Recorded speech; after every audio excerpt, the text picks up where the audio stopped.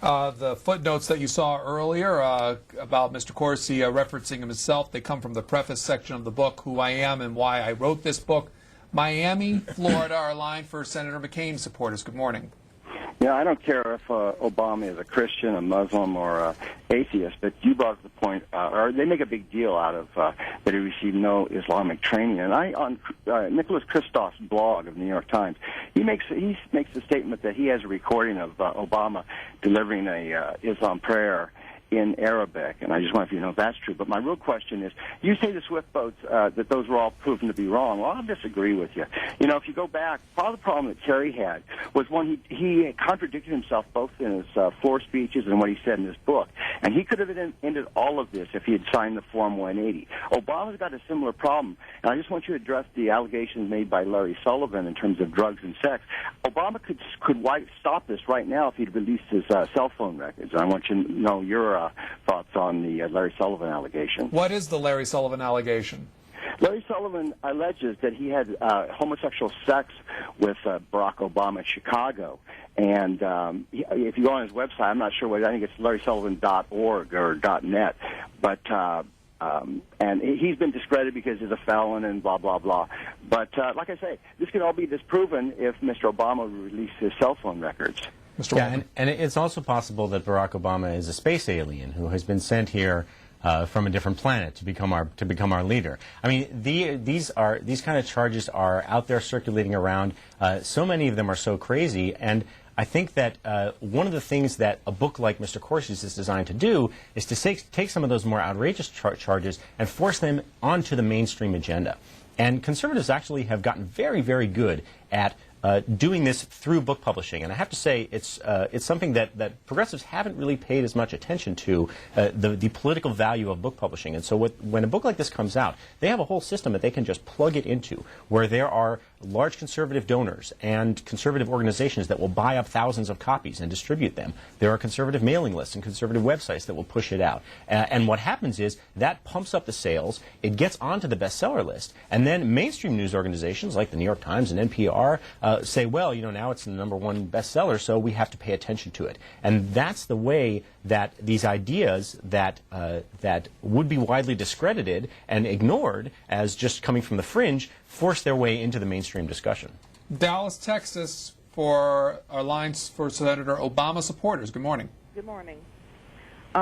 Originally, I called because I wanted to ask C-SPAN why you would put a person on to just spout lies like that. I was just very disappointed when I turned on my television and saw this guy on television saying things like insinuating that the Million Man March was some type of radical march when it was a peaceful march of men from all stripes.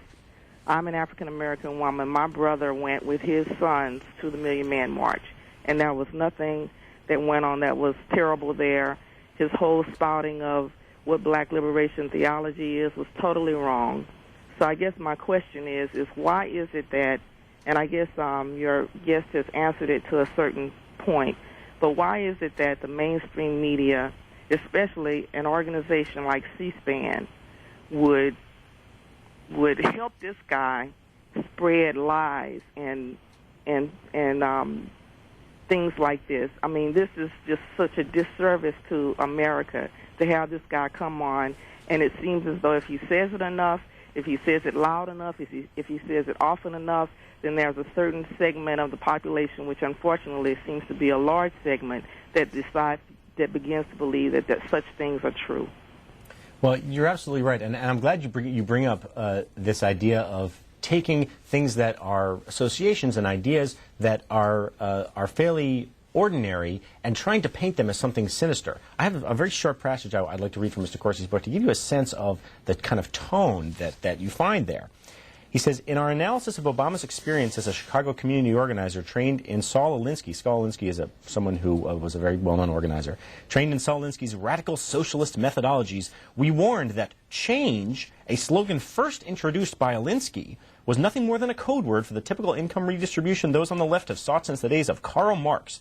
Here, in Obama's proposal for increasing the capital gains tax, we find proof of the point. So first of all, he says that the word change is something that was invented by this guy Saul Alinsky in the 60s and is proof of a Karl Marx agenda, which I thought that change was something that one or another presidential candidate had used pretty much every campaign since the founding of the Republic. And then he says that the fact that Obama wants to have a slight increase in the capital gains tax means that he's a Marxist.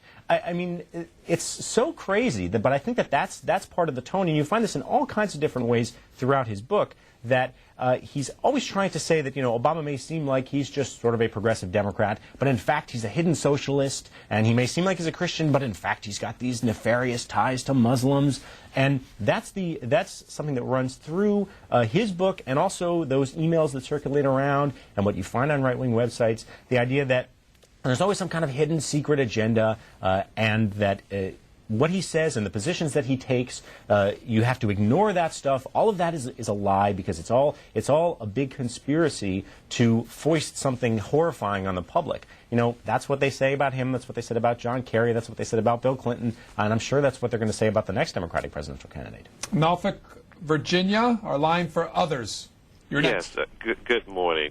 I think the young lady from Texas was 100% dead on.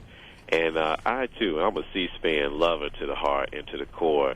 But I think just as Mr. Waldman's job is to do a little fact-checking, I think it would have also been prudent, because C-SPAN, really, you're the last anchor that's left, maybe besides public broadcast TV, to where people can see black and white and be objective regardless of what your personal views. And I think you guys do a very good job staying neutral.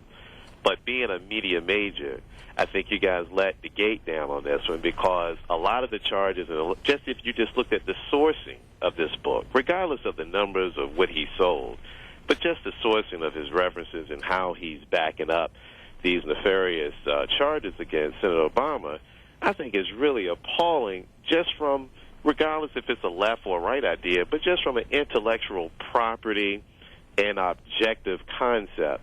And what I like to just ask Mr. Waldman is that once you spew this venom, those who are in light thinking are automatically going to gravitate to it anyway. Some of those maybe 10 to 19% independents that's in the middle holding their vote, reserving their vote, are going to certainly be tainted by it. If you appeared, Mr. Waldman, on 1 million shows, I don't know, will you tell me how much good or effect would that have on something that goes negative, especially where news has now been turned into a basically entertainment circus? Thank you for your time.